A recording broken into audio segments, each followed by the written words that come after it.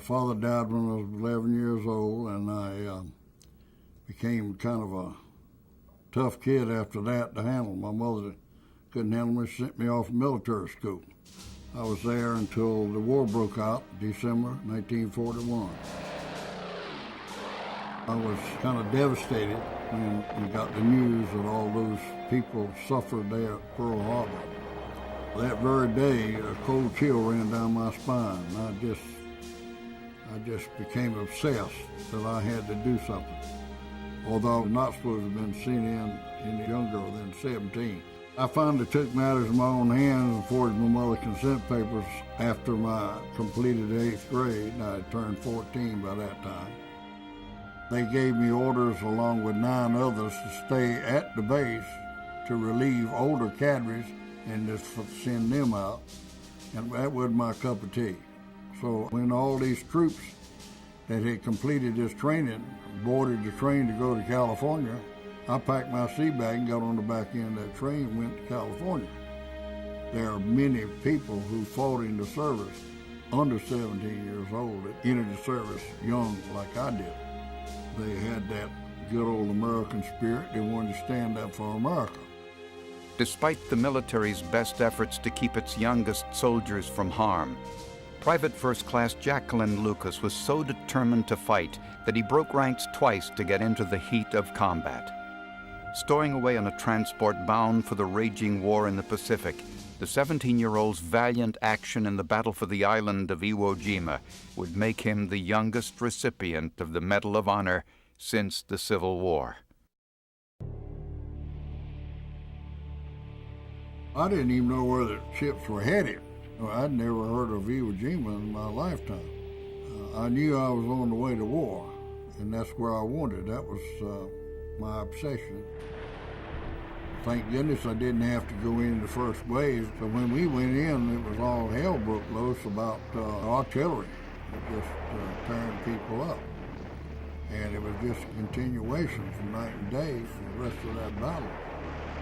We lost 5,320 men in the first 2 days of that battle. It was up by the first airfield where my action took place the second day.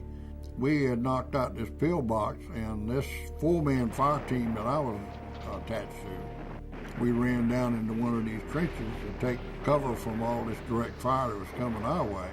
And when we did, the group leader that I was with, he jumps over in the other trench and immediately jumps back because he had jumped on the back of some Jap, and he stood up. He came back in our trench quick. Well, all hell broke loose then. We opened fire on the Japanese. I opened fire. I shot 2. The second shot, my rifle, of all things, my rifle jammed. When I reached down to unjam my rifle, I saw 2 grenades. How long had it been down there? I didn't know. 2 seconds. If my rifle had not jammed and would have probably wounded all of us, not killed us, but wounded us, and then those Japs we were supposed to be killing in front of us would have finished us off. So I hollered grenades and dove for the grenades to cover them with my body. Only one went off, so one tore me up pretty bad. Finally, another outfit moving up saw me, and I kept moving the fingers on my left hand to indicate, to let somebody know I was still alive. And then they came in and got me, and they started running with me and take me back away from the immediate action. I was finally discharged about the first part of September. Of course, I had to go home and see my girlfriend and get some lip sugar. But Mr. Truman called me and interrupted my plans there. President Truman decorates a group of 14 Marine and Navy men for heroism above and beyond the call of duty. 17-year-old Private Lucas, who enlisted at 14, threw himself on an exploding grenade to save his fellow men. I walked up there and saluted, and the president said, "I'd rather have this medal than be president of the United States." And I said, "Sir, I'll swap you." And he just laughed. Then a couple of days later, he takes us to New York, and we had a parade down Fifth Avenue. I was getting so much attention from the girls. and these women would run out and try to kiss me.